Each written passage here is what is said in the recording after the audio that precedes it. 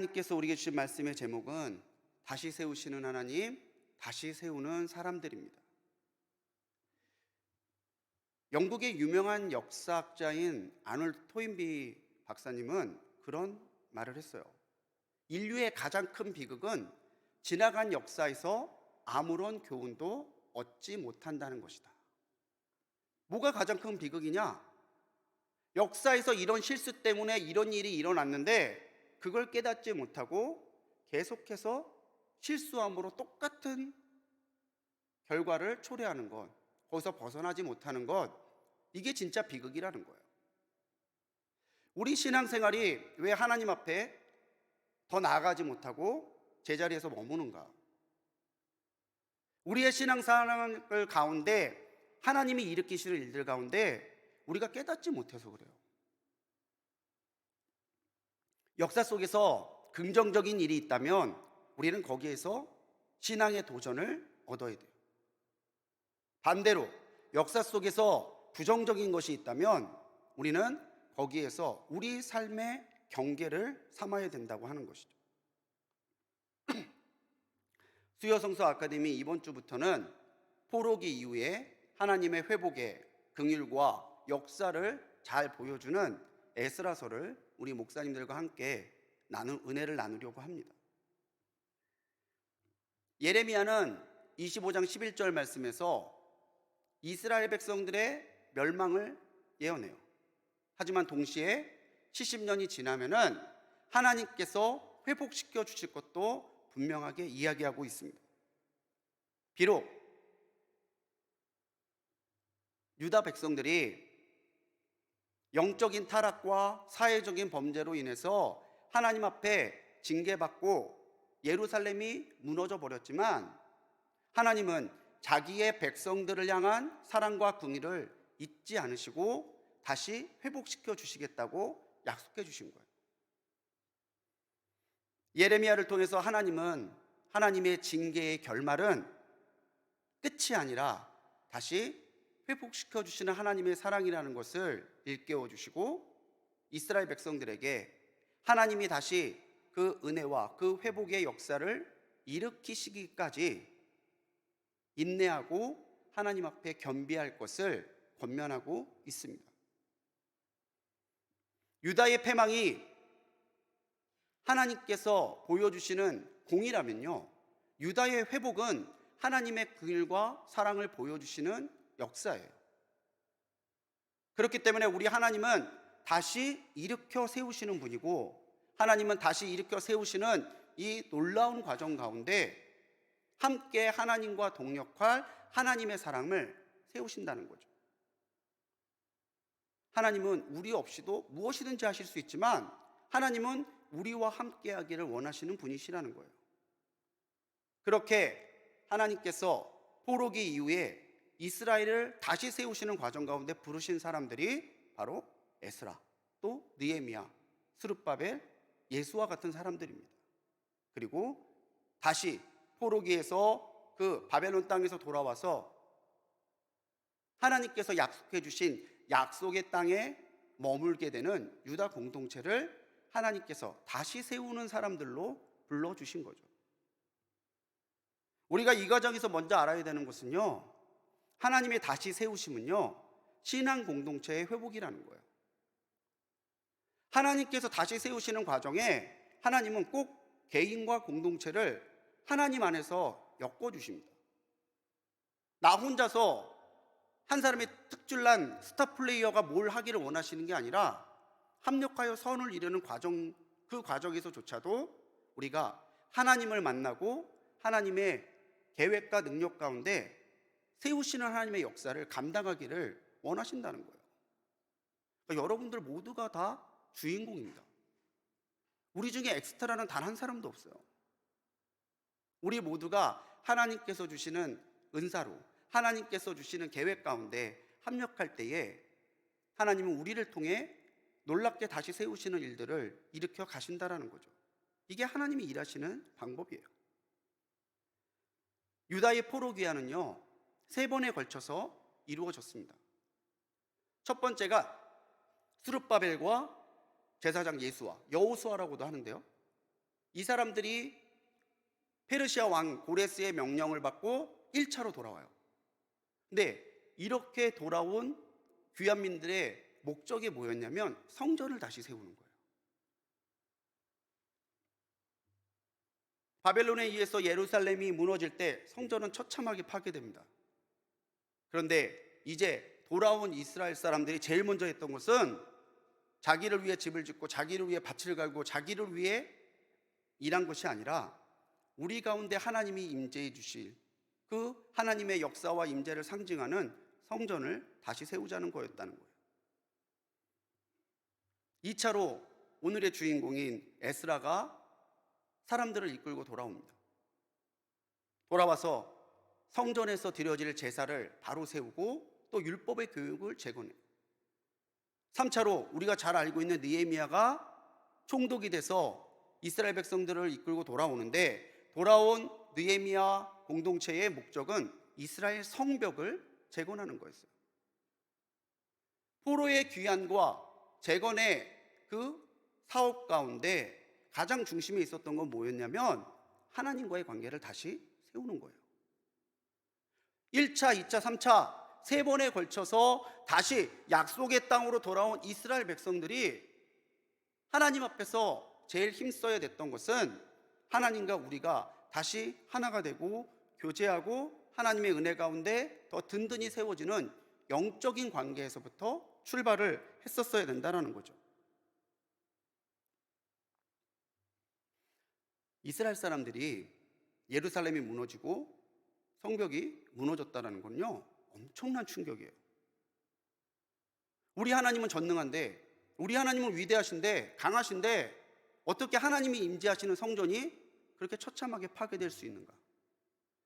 시온이라고 하는 별칭으로 부를 만큼 예루살렘 성은 절대로 무너져서는 안 되는 하나님의 분신과도 같았는데 어떻게 그렇게 무력하게 부서질 수 있었는가? 단순히 자기네가 패망하고 예루살렘 성이 회파되고 그 정도가 아니에요. 민족의 뿌리가 흔들리는 거예요. 하나님이 살아계시기는 한 건가? 하나님이 전능하신 분은 맞는가? 하나님이 과연 우리와 더 교제하기를 원하시는 건가? 모든 것이 의구심이고 모든 것이 놀라움이고 모든 것이 충격이었지만 예루살렘에서 1500km나 떨어져 있는 그 바벨론 땅에서 70년 동안 지났던 시간은 오히려 하나님이 우리 가운데 역사하시고 하나님이 다시 우리를 그 땅으로 돌려보내실 것을 믿음으로 바라보았던 연단의 시간이었다는 거죠. 이 역사가 근대에서도 반복돼요. 이스라엘이 1948년 다시 건국되거든요. 1948년 5월 14일 이스라엘이 건국되었을 때에 이스라엘의 건국 선언문의 내용을 보면 이렇게 되어 있습니다. 이스라엘 땅은 유태인이 태어난 곳이다. 여기서 유태인은 나라를 세웠고 영적이고 종교적인 그리고 정치적인 정체성을 확립했다. 큰 골자가 이거예요. 여기는 하나님이 주신 약속의 땅이다. 그리고 여기에서 우리는 영적, 종교적, 무슨 뜻이겠어요? 하나님을 바라보는 신앙, 하나님과 함께하는 신앙, 하나님이 역사하시는 신앙, 그 신앙 가운데 세워지고 이어져 온 민족이라는 거예요. 그게 우리의 정치성이라는 거예요. 그래서 어떤 학자들은 이 돌아온 공동체가 다시 하나님의 성전과 성벽과 공동체를 재건하는 것을 제2의 출애굽의 역사라고까지 이야기하시는 분들도 있어요. 스룹바벨과 대제사장 예수아를 앞세우고 돌아온 1차 귀환민이 이제 그들의 중심이 될 성전을 세우기 위해 온 힘을 모으죠. 제1성전은 솔로몬이 세운 솔로몬 성전입니다. 이게 무너진 거예요. 다시 돌아와서 스룹바벨이 중심이 되어 이 성전을 세웠기 때문에 별칭으로 스룹바벨 성전이라고 그래요. 정말 초라했어요. 솔로몬 성전하고는 비교도 안 돼요. 근데 이것이 예수님 시대, 예수님 이전 시대 때에 헤롯이 유다 백성들의 환심을 사기 위해서 이 스룹바벨 성전을 화려하게 준 거네요. 그게 헤롯성전이에요. 그런데 이 헤롯성전은 우리가 편의상 삼성전이라고는 하는데 이스라엘 사람들은 삼성전이라고 인정 안 해요. 이방인인 헤롯이 중건한 거기 때문에 이거는 성전이라고 볼 수 없다는 거예요. 그래서 이스라엘 백성들은 아직도 스룹바벨 성전이 마지막 성전이에요. 그리고 다시 메시아에 의해서 성전이 재건될 것을, 회복될 것을 바라보고 있다라는 거죠. 과연 이 세대가 어디에서부터 다시 세우는 역사를 시작해야 될 것인가? 돌아온 유대 귀한민들이 다른 곳 제쳐놓고 성전을 재건하며 하나님과의 관계를 세우는 데서부터 시작했다는 것은요, 오늘 이 세대도 하나님과의 관계에서부터 모든 것을 리셋해야 된다는 것을 알려주는 것과 같습니다. 코로나 이후에 신앙의 방황기라고들 많이 합니다. 어디에서부터 뭘 해야 될지 모르겠대요. 지금 이대로 가는 건 아닌 건 확실한데 내가 다시 어떻게 해야 하나님 앞에서 바른 신앙으로 설 수 있는지를 모르겠대요. 근데 오늘 에스라서는 분명하게 얘기해 주죠. 다시 시작하는 시작점은 하나님과의 관계, 그리고 하나님 안에서 하나님이 기뻐하시는 공동체를 바로 세워가는 관계, 거기에서부터 우리의 시작점이 세팅되어야 된다는 것을 말해주고 있다는 거예요. 그래서 어디에서부터 시작되냐? 나에서부터 시작되는 거예요. 나와 하나님과의 관계에서부터 시작돼야 되는 거예요. 지난주에 새벽기도 인도하고 자리에 앉아 있는데 기도하는데 누가 뒤에서 막 소리를 지르면서 기도해요. 누가 뜨거우신 분이 왔나 보다. 근데 점점 듣다 보니까 이게 기도 소리가 아니에요. 이상하다 싶어서 뒤로 갔더니 담임 목사님이 얼른 말씀해 주시더라고요. 술에 취한 취객이 하나 들어왔는데 자꾸 소리 지르고 있다고. 조용히 가서 저는 임현무 목사인데요, 잠깐 저랑 얘기 좀 나누시죠. 왜냐면 다른 분들이 기도를 못 하시니까요. 그래서 저 앞에 라운 앞에 가서 얘기를 나눴어요. 앉는 순간 벌써 알코올 냄새가 확 올라. 저는 냄새만 맡는데도 확 돌더라고요. 그러면서 얘기해요. 자기는 탄천에서 노숙하는 사람인데 자기도 예전에는 교회 다녔대요. 그러면서 제가 베드로도 알고 바울도 알고 예수님도 안 돼요. 순간 겁이 났어요.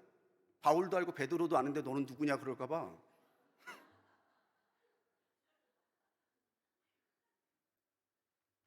그러더니 어느 교회는 좋은 교회고 어느 교회는 안 좋은 교회래. 왜 그 교회도 좋은 교회인데 왜요? 그러니까 어느 교회는 갔는데 자기를 따뜻하게 맞아줬는데 그 교회는 갔더니 자기한테 아무것도 안 줬대요. 나쁜 교회래. 목적이 뭔지 알겠더라고요. 그러면서 제가 얘기했어요. 아침 식사는 하셨어요? 아침에 뭐 먹으면 말고 안 먹긴 했는데 뭐 아침 식사는 아니고 자꾸 말을 돌려요. 그러더니 저한테 일요일에 사람들이 여기 많이 오죠? 많이 오시죠? 목사님이 잘하시나 보다고. 그러니까 사람들이 오는 거라고. 그러더니 목사님이 잘해야지 교회에 사람들이 온다고. 근데 그냥 쓸려듣지를 못하겠더라고요. 목사가 잘해야 교회에 성도들이 온다는 거예요. 그래서 아침 식사하시라고 제가 10,000원을 드렸어요. 그랬더니 내 목사님을 위해서 기도하겠다고 제 손을 잡더니 갑자기 기도를 해요. 얼결에 기도를 받았어요. 이 목사님은 좋은 목사님 되게 하시고 여기 교회가 부흥되게 하시고. 그러더니 떠났어요. 그 돈 받고 보내고 나서 책상에 왔는데 이상하게 그 말이 와닿는 거예요. 목사가 잘해야 교회에 성도가 온다는 게. 자꾸 우리는 다른 사람을 보는 시대를 삽니다. 왜 저 사람은 저렇게 말하지? 왜 저 사람은 저렇지? 그러다 보니까 오늘 우리가 예수 그리스도를 따르는지 아니면 나의 생각을 따르고 있는지 분별하지 못할 때도 많아요. 그런데요, 분명한 것은 코로나 이후에 외쳐지는 회복과 재건의 목소리에는 나로부터 시작되는 신앙의 결단이 필요하다는 거죠. 여러분들이 시작점이에요. 우리 불꽃교회가 코로나 이후에 다시 부흥되고 다시 하나님이 기뻐하시는 공동체로 서기 위할 때 여러분들이 출발점이에요. 나로부터 하나님의 역사가 시작되고 있는지, 내가 하나님의 공동체 가운데 거룩하게 소속돼서 우리 하나님이 기뻐하시는 교회, 불꽃교회를 이루어가는 일에 합력하고 있는지 동력하고 있는지 한번 분별해 보십시오. 이스라엘 백성들이 돌아와 아무것도 없는 그 참혹한 땅에서 하나님과의 관계, 하나님의 성전을 재건하는 것에서부터 시작했다는 그 사실 속에서 오늘 우리는 나에서부터 시작될 하나님의 은혜를 기대하고 하나님께서 하나님의 백성답게 나를 즐거이 부르실 수 있도록 우리가 함께 합력하여 공동체를 세워가야 될 줄 믿습니다. 그럼 우리는 다시 세우는 사람이죠. 다시 세우는 사람은요, 누구냐? 하나님의 사람으로 기록된 사람이에요. 우리는 하나님의 사람으로 기록된 사람이 되어야 됩니다. 이런 신앙의 위기가 있고 다시 새겨지는 가운데 이스라엘 백성들이 정말 귀하게 여겼던 게 뭐냐면 기록이에요. 기록되어 있느냐? 말씀에 그렇게 되어 있느냐? 굉장히 이걸 중요하게 여깁니다. 여기 에스라를 통해서 돌아온 2차 귀환의 명단에까지도 보면은 누가 얼마나 돌아왔는지 가문별로 기록이 돼 있어요. 그게 에스라 2장의 내용이에요. 누구 가문에 누구는 몇 명이다 이런 식으로 돌아오는데 문제는 그들 가운데 기록되지 않은 사람들이 있습니다. 2장 59절에 보면 자기는 이스라엘 사람 유다인이라고 말하는데 조상의 가문과 선조가 이스라엘에 속하였는지 밝힐 수 없었던 사람들이 있었어요. 62장에서는요 자기는 제사장이다 레위인이다 말하는데 계보, 족보 가운데 자기 이름을 찾아도 얻지 못해서 부정하게 되어 제사장의 직분을 행하지 못하는 사람이 있었다는 거죠. 밝힐 수 없었더라. 이 밝히다라는 단어가 히브리어 나가드라는 단어를 쓰는데 이건요 기억하다 말하다예요. 다르게 표현하면 뭐겠어요? 자신의 선조를 기억하지 못하는, 하나님을 기억하지 못하는, 자기의 혈통을 기억하지 못하는 사람들이 있었다라는 거죠.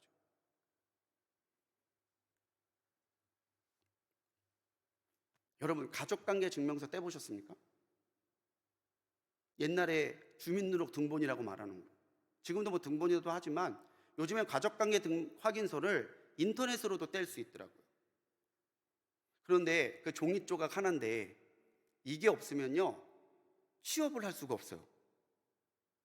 이게 없으면 상속해 줄 수도 없고 상속 받을 수도 없어요. 이게 없으면 혼인신고도 못하고요 아무것도 할 수 없어요. 여러분 세상의 기록 가운데서도 내 이름을 찾지 못하면 할 수 있는 게 아무것도 없어요. 그런데 과연 우리가 하나님 앞에 놓여진 생명책에 우리의 이름이 기록되지 않았다면 오늘 우리가 하나님 앞에 받을 수 있는 게 뭘까요? 우리가 마지막 때에 하나님 앞에 받을 상급이 뭐가 있을까요? 단연코 없습니다. 우리가 여기서 더 생각해야 되는 것은 기록되지 않았던 그 사람들을 뭐라고 얘기하냐면 부정되이 여겼다라는 거예요. 누가 정결한 사람이에요? 하나님의 사람으로 인정되어 하나님께서 찾으시는 기록에 그 이름이 기록되어 있는 사람이 정결한 사람이에요. 예수 그리스도를 믿는다 하는데 내가 하나님의 성전에 사람이라고 고백을 하고 있는데 기록이 없어요. 그러면 인정받지 못하는 거예요. 그래서 우리가 하나님 앞에 기록되어야 되는 것은 내가 하나님의 자녀임을 주저없이 밝힐 수 있는 확신이 우리에게 있어야 된다고 하는 것이죠. 여러분 묻고 싶습니다. 내 이름이 생명책에 기록되어 있음을 여러분 확신하십니까? 제가 이 표정을 짓는 건 마음에 안 든다는 얘기예요. 내 이름이 생명책에 기록되어 있음을 여러분 확신하십니까? 그 확신을 잃어버리지 마십시오. 내가 기록되어 있음을 확신한다면은 하나님의 생명책에 이름이 기록되어 있는 사람답게 사십시오. 자부심을 가지고 당당하게, 정결하게, 거룩하게. 너 도대체 뭘 믿고 그렇게 그렇게 까부는 거야? 너 뭘 믿고 그렇게 살아가는 거야? 근데 우리가 믿을 수 있는 건 뭐겠어요? 하나님 빽밖에 없잖아요. 하나님 바라보고 사는 거잖아요. 계시록 20장 15절 말씀에 분명히 기록되어 있습니다. 누구든지 생명책에 기록되지 못한 자는 불못에 던져지더라. 기록되지 못한 자는. 예수 그리스도를 구주로 믿는 사람들은 하나님이 생명책에 나의 이름을 기록됐음을 믿고 살아가요.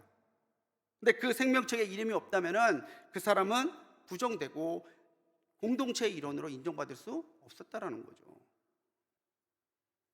새 찬송가를 편찬하면서 이전 통일 찬송가의 가사가 더 은혜되고 더 좋은 찬송도 있어요. 그런데 반대로 새로 번역한 찬송가의 가사가 더 은혜가 될 때도 있더라고요.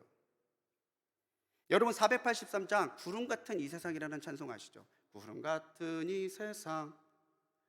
근데 그 찬송에 지금 찬송가에는 끝이 어떻게 끝나냐면 주가 나의 이름 보좌 앞에 놓인 어린 양 생명책에 기록하옵소서라고 끝납니다. 근데 저는 예전에 이 찬송을 부르면 되게 마음이 안 들었어요. 마지막에 예전 통일 찬송가 532장에서 뭐라고 되어 있냐면 주가 나의 이름 보좌 앞에 놓인 어린 양 생명책에 똑같아요. 기록하셨을까 이러고 끝나요. 되게 이게 마음에 안 들었어. 부르면서 기록하셨을까 그럼. 도대체 이게 왜 까로 끝나지? 그게 저는 불만이었거든요. 그런데 이번에 번역된 걸 보니까 기록하옵소서라고 끝나는 거예요. 그렇죠. 우리는 내 이름이 기록되어 있었을까? 라고 하는 사람들이 아니죠. 기록되어 있다는 확신, 기록하옵소서라고 하는 간구, 그 마음으로 살아가는 거예요. 여러분, 우리는 하나님의 사람들입니다. 내 이름이 하나님의 생명책에 기록되어 있음을 확신하고 오늘도 그 소망으로 살아가야 되는 사람들입니다. 그래야 우리가 하나님의 세우시는 일에 부름받을 수 있어요. 찾았을 때 이름이 있는 사람들이 되시기 바랍니다.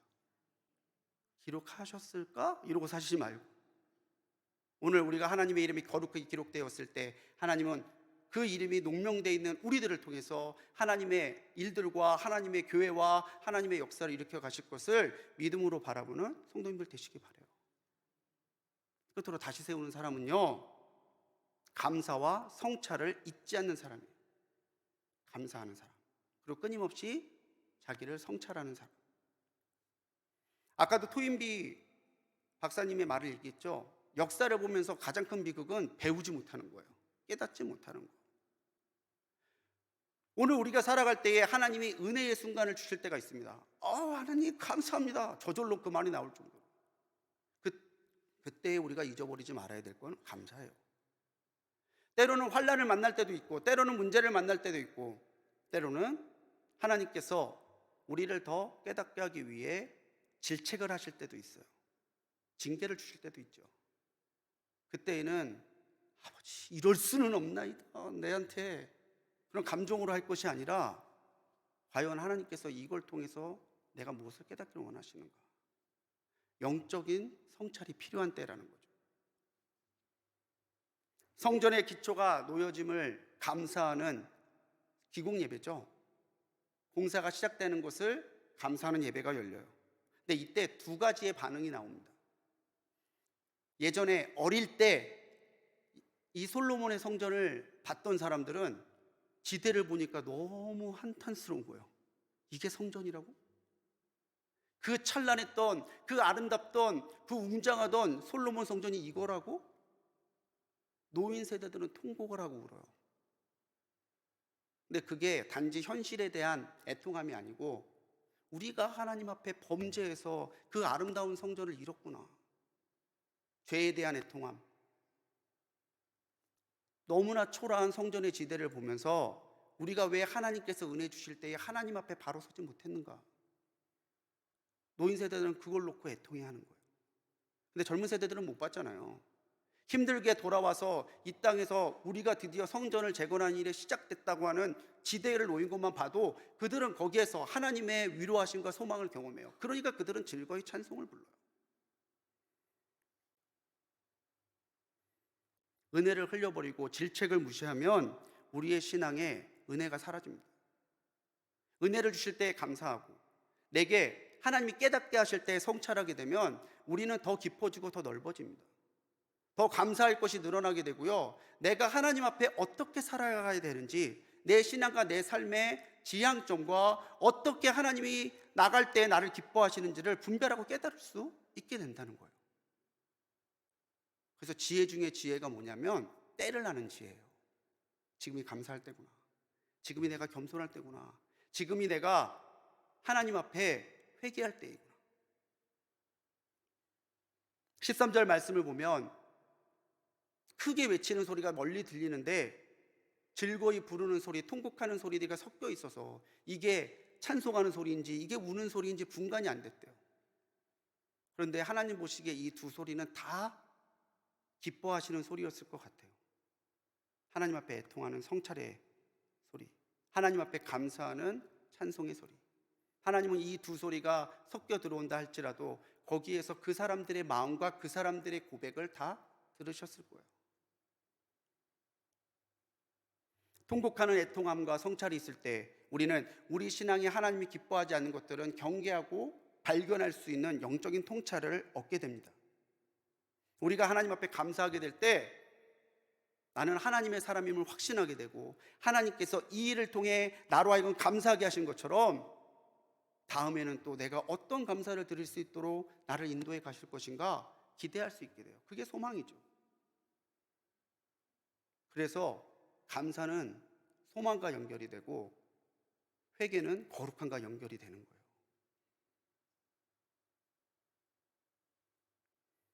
예수운동으로 유명했던 LA의 갈보리 채플에 척 스미스 목사님이 계십니다. 지저스 무브먼트, 예수운동으로 굉장히 유명하셨던 분인데 이분이 2013년에 소천하셨거든요. 근데 그 예수운동 가운데 뜨겁게 설교했던 우리 스미스 목사님의 설교문 중에 그런 내용이 있어요. 진실한 회개는 양면성이 있답니다. 하나는 과거를 눈물 어린 눈으로 응시하는 것, 또 하나는 미래를 소망의 눈으로 직시하는 것. 그러니까 우리가 가져야 될 영적인 신앙, 영안이라는 건 뭐냐면 과거를 바라보며 눈물 어린 회개로 성찰하는 거예요. 나는 왜 그렇게 살았는가? 왜 나는 그렇게 살지 못했는가? 하지만 거기서 자책과 거기서 낙심으로 끝나는 게 아니라 거기서부터 시작해서 내가 하나님 앞에 돌이킨다면, 내가 하나님 앞에 나간다면 하나님은 나를 어떻게 인도해 가실까? 그것을 기대하는 데까지 나가야 된다는 거죠. 이스라엘 백성들의 찬송에는 애통의 소리와 찬송이 섞여 있었어요.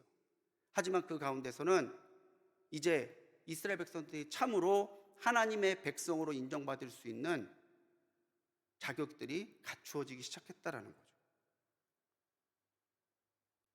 사랑하는 우리 성도님들, 매 순간을 가볍게 여기지 마십시오. 정말로 하나님 앞에 설 때에 하나님이 나로 깨닫게 하실 때에 회개의 기회를 놓치지 말고 하나님이 내게 은혜를 주실 때에 감사와 찬송의 시간을 놓치지 마십시오. 그럴 때 하나님이 우리가 하나님의 사람임을 보여주실 것이다라는 거죠. 하나님은 오늘 우리를 다시 세우십니다. 그리고 우리가 다시 세우는 사람들로 서기를 원하십니다. 이 시대에 하나님께서 찾으시는 에스라는 바로 누구냐? 내 자신이에요. 그렇기 때문에 사랑하는 성도님들, 하나님의 거룩한 공동체를 세우는 일에 여러분 동역하십시오. 참여하십시오.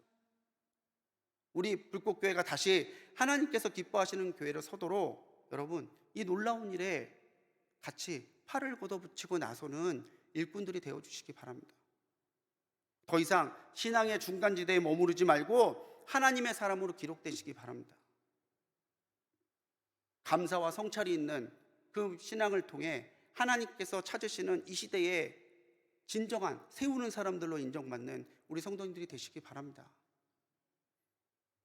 다시 세우는 하나님, 다시 세우는 우리가 정말로 합력하여 하나님의 일들을 이루어갈 때 하나님께서 나를 통해, 하나님께서 우리 불꽃교회를 통해, 하나님께서 한국교회를 통해 어떻게 세우시고 어떻게 영광 받으실지 믿음으로 기대하며 나갈 수 있는 우리 모든 성도님들 되시기를 주님의 이름으로 간절히 축원합니다. 기도하시겠습니다.